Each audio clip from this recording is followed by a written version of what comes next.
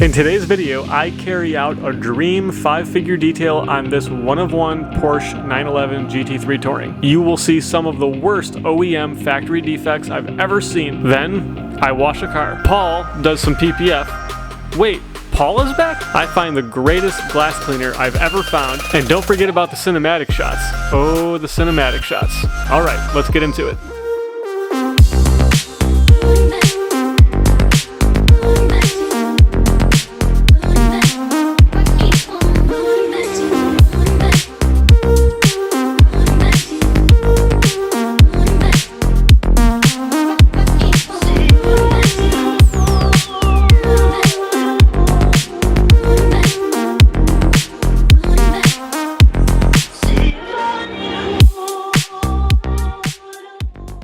Most of my customers nowadays are from out of state, and this car was no different. It was from Tennessee, and it was actually shipped up on a private trailer that was owned by the owner of this car. But typically we are using Unlimited Auto Trans, and as you can see, Unlimited Auto Trans was taking this 992 911 GTS back home to Wisconsin. If you're looking to send a car to Status Detail and you've never shipped a car before, I can help make that process really simple. Just when you reach out, tell me you need a shipper, and I can get you in contact with George from Unlimited Auto. Alright, now let's get this car pulled inside and do a quick paint inspection. You can see when the car first arrived, it was relatively clean at a glance, but it did have some dust and dirt on the car, which obviously is going to require a wash to fix, but it's clean enough to actually do a paint inspection at this point just to see what I'm kind of dealing with. And you can see as this first glance look around of the car, even though it's dirty, like with dust on it, we can see so many swirl marks and sanding marks and all kinds of bad issues and just paint issues that are going to need paint correction. This is why I always preach that you guys need to paint correct your brand new cars. I think it might be because Porsche tries extra hard to make sure the cars are perfect and don't have dust nibs and issues, and because of that they go through the ringer of the system of doing extra paint correction, extra sanding, and then I think they just do a bad job of refining that back out, which gives you what you're seeing on the screen right now, which is tons of sanding marks, tons of swirl marks, and tons of like buffing holograms, like someone rotary polished this whole car and just put massive holograms into the entire thing.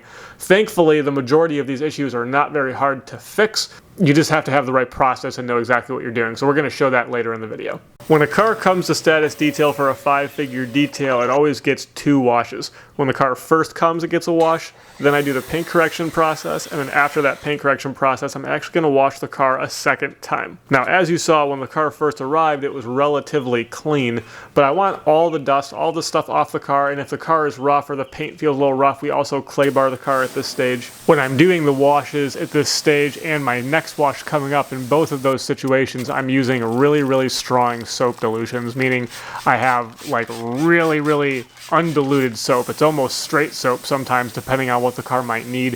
If the car looks like it might have some kind of wax or sealant from the dealership on, I want to make sure I get that off before the paint correction, because those things can actually interfere with the way the abrasives and the polish or compound will actually interact with the paint, because it's going to kind of interact with the polymers in that wax, and lots of dealerships love to put wax on cars.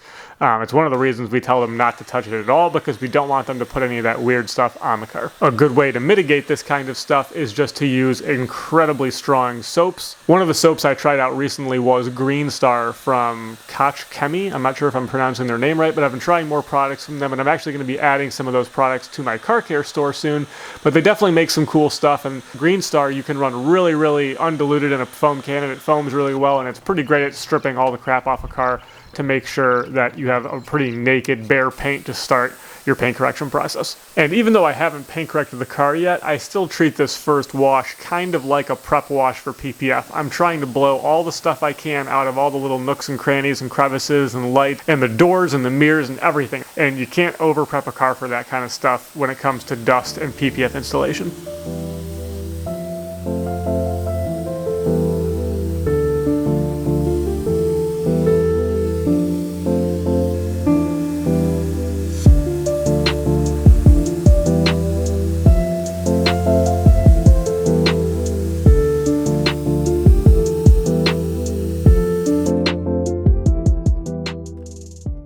After the wash, now you can see the imperfections in the car even better.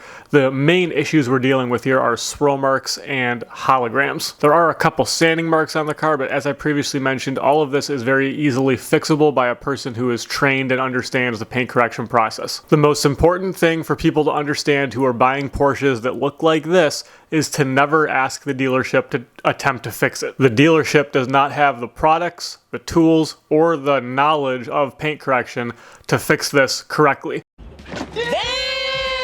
So I don't care if you bring the car to me if you're local or if you're out of state and you find someone you trust locally in that situation to do the car instead of shipping it here. The point is, find a talented detailer who knows the paint correction process, who knows the philosophy of paint correction, and can do the car safely and correctly, because you don't want someone to just annihilate your clear coat, remove way too much, and then say they fixed it, because these cars are brand new. We don't want to over paint correct. You'll see I'm using a heat gun here to remove the factory PPF from the sides. This does work very effectively, but if you're removing large sections or old film, I highly recommend you use a steamer. I've been paint correcting cars for over 10 years now, so obviously I've got skills I've acquired over a very long career. And I might have a skewed perspective of this, but paint correction to me comes pretty easily. Once you understand the products and the tools and the system and the different ways you can fix something, you just get a very particular set of skills. You just get pretty comfortable and you get to know the car and the kind of issues and defects you're seeing, and you just know how to fix them. See, this car has a set of issues that I've already showed on camera that came from someone who was inexperienced trying to fix this car at the manufacturer level. If we put this car into the hands of a dealership to try and fix these issues, we will just be putting this car into the hands of more people who are inexperienced and don't know how to fix the actual issues the car has. This is why I highly recommend you find an actual person who knows how to do paint correction or a paint correction specialist, so they can actually fix the car correctly the first time, but also maintain a lot of clear coat on the car. When you let an inexperienced person paint correct a car, typically that person learned how to paint correct a car,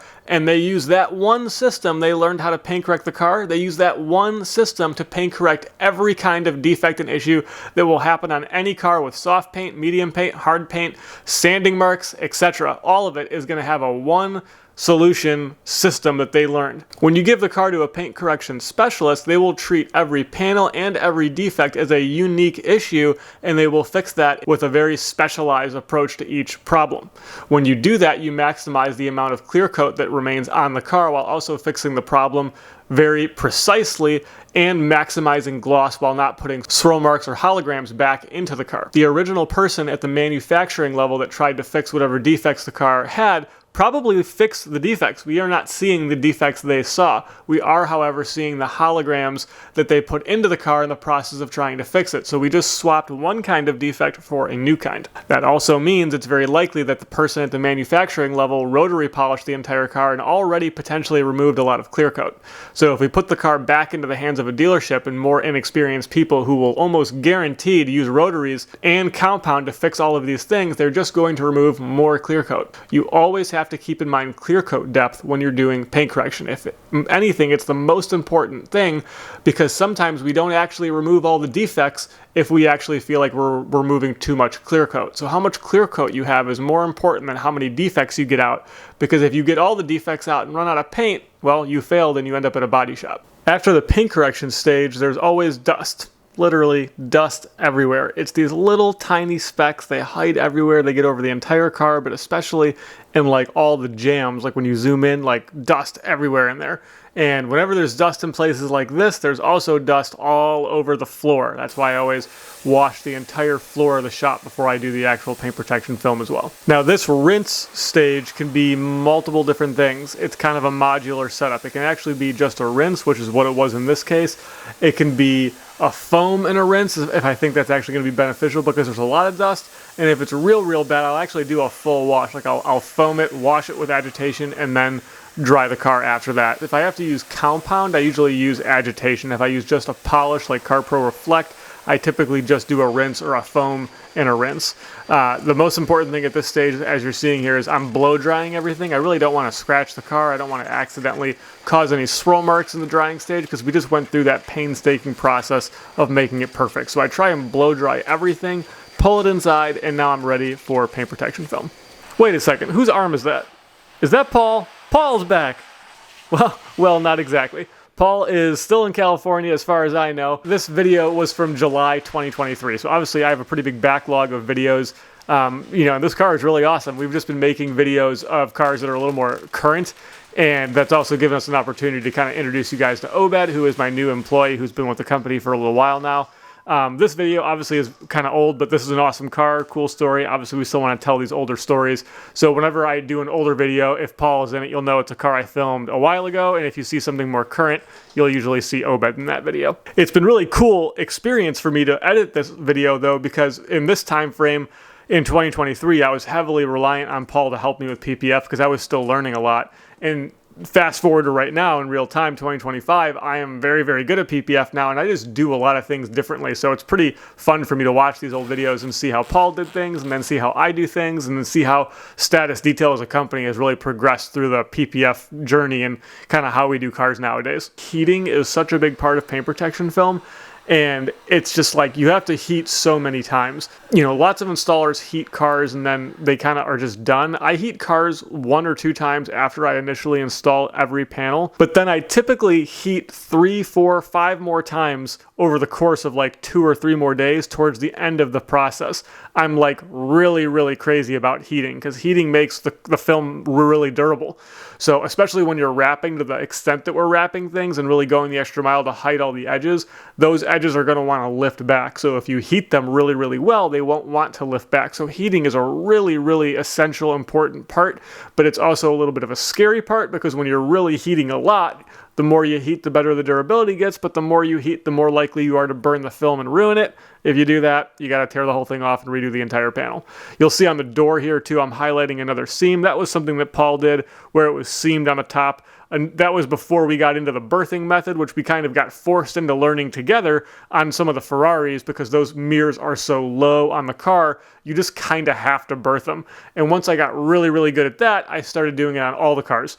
And now I berth mirrors on Porsches and I do those fenders seamless. So like I said, the installations have changed a little bit over the course of a few years now. Back in 2023, we did offer tint, and I did still offer tint here and there on like BMWs and Audis and more normal cars. We weren't tinting supercars a whole lot.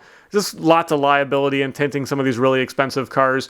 But recently I did make the decision to fully stop offering tint. And the reason behind that was I don't know how to do tint. So it's hard for me to like know if it's being done correctly or to know how to fix little things that go wrong. So I'll only basically contract something in nowadays if I know how to do it myself, because then I can quality control it and tell them how I want it to be done. The only contractor that steps foot inside of Status Detail today is Daniel. And that's because I've known Daniel for a long time, and Daniel's been terrific over the years, and I've just known him for a while, but everything that I use Daniel for, I effectively know how to do myself. So it's easy for me to look over the work, especially when it's paint protection film, and say, hey, that looks perfect, or hey, I want this done that way, or hey, I want this cut this certain way, because I know how to do those things myself. Interestingly enough, Stek or Stek, you can call it either one, recently changed their cap sheet. You can see in this video the cap sheet is clear, and nowadays in some of my videos you'll see we have we call it the mint cap sheet. And I was debating back and forth whether I should use the old one or the new one because there's pros and cons to both. And recently I think I came to the conclusion that the mint cap sheet has more pros than cons. They're both basically about the same, but the mint cap sheet's just easier to work with, and it ultimately makes the car look a little better because there's less defects and things that I'm seeing with the mint cap sheet versus the clear cap sheet. So that's kind of been an interesting change. It's cool to see that they're innovating the film always. You know, they already had probably the best product on the market in terms of my opinion, and then they just went ahead and randomly made it better, and that was pretty cool to see. And you can see this quarter panel going on. Like back in this time frame, 2023, I remember that there was no way I could do these quarter panels by myself. I would always be like, you know, I'm getting better, Paul, like, do you think I can do it now? And he's like, I don't know, like, it's pretty hard. And now I do these like literally with my eyes closed because we do so many 911s. So it's really awesome to watch these old videos and just remember where I was then and see where we're at now. And it's cool that the YouTube channel gets me in the mindset of seeing the progress that's being made with myself. It's really cool. It's really cool to kind of have that being documented. People who have been following my channel for a while know that I don't really sell a glass cleaner in my store on statusdetailstore.com. I always use Geon Prep, which is what I used in this video.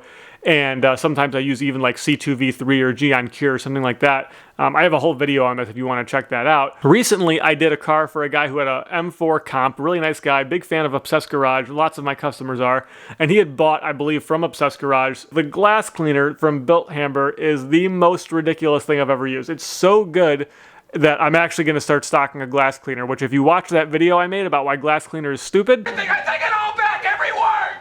I don't know what this Built Hamber stuff has in it, but it makes it so it just glides effortlessly over the glass, and it evaporates so perfectly that it just does not streak ever. I didn't have a whole lot of issues with streaking, but on occasion with some cars, especially when you see that like built up funk from like the car gassing out, it just cuts through that stuff and then evaporates. It's amazing. It's like idiot proof. Like you cannot use this product and streak your glass. Like it's impossible. Long story short, I'm going to put this stuff in the store soon. If you're looking for a new glass cleaner or you've never found a glass cleaner that you liked, you want this Built Hamber product, I'm probably going to call it Built Hamburger from now on because I think it's funny, and that's what I've been calling it within the status detail walls. For any of those wondering, the product is called Built Hamber Traceless. To continue the trend of products that I'm changing up in the store, I really, really like, and I'm going to probably screw the name up on this too, it's called Koch Chemie.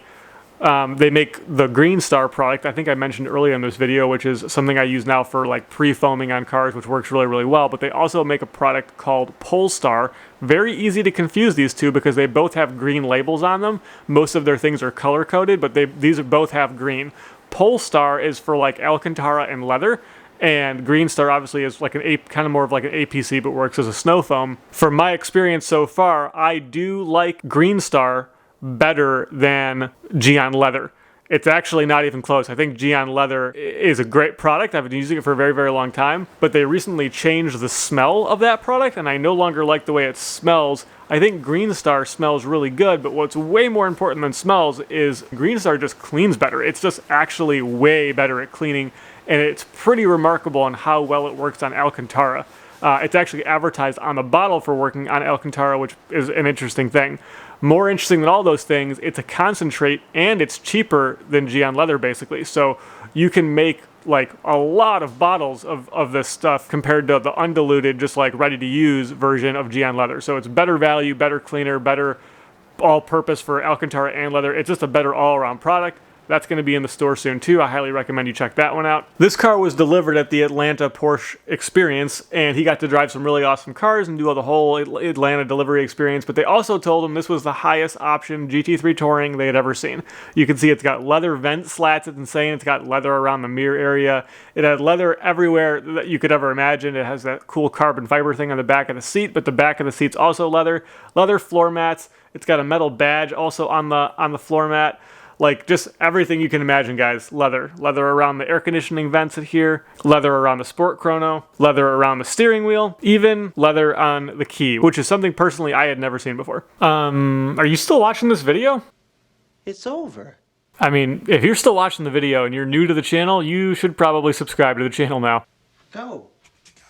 And if you're already subscribed to the channel, but you're not subscribed to our Instagram, well, I mean, I don't know what you're waiting for. We post on Instagram nearly every day, and there's some pretty awesome stuff on there, too. This status detail cost around $14,000 to get that dripping wet perfection that you're seeing on camera. I continue to be very flattered and grateful that so many people and fans watch these videos and then get something stirred up inside of them by seeing the video, by seeing what we did to the cars, and then saying, you know what, this is the guy. This is the guy that's going to do my dream car when I buy it, and I trust him to take care of it and make it perfect. If you are interested in sending a car to status detail, please reach out soon. We're very busy. I can absolutely get your car in, but I do recommend you reach out early. So if your car is coming soon, reach out a month before, 2 months before, 3 months before. It could be 8 months from now when the car is coming. Reach out. Let's start a conversation, talk pricing, talk packages, and I'll put you in my notes for deliveries, and that way I can kind of get you in conveniently when your car comes. If your car is already here, I can do my very best to squeeze you in, but I do recommend you reach out before your car technically arrives if you have a new car coming. I have many Porsche videos coming that are going to be awesome. The most notable is probably a GT3 RS Heritage Edition, which is going to be a super awesome video. Can't wait to put that one together. And lots more videos coming in general soon, so I look forward to seeing you guys in the next video. Thank you so much for watching.